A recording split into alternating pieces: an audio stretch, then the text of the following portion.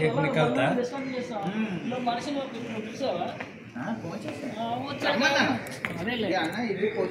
వచ్చాడు అది దృష్టిలో పెట్టాడు మరొక ఆలోచన వచ్చింది అది చెప్తుంది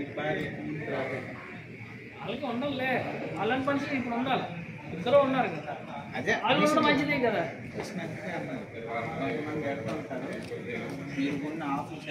ఎవరు మీకు తెలుసు షాపుల కోసం మాటలే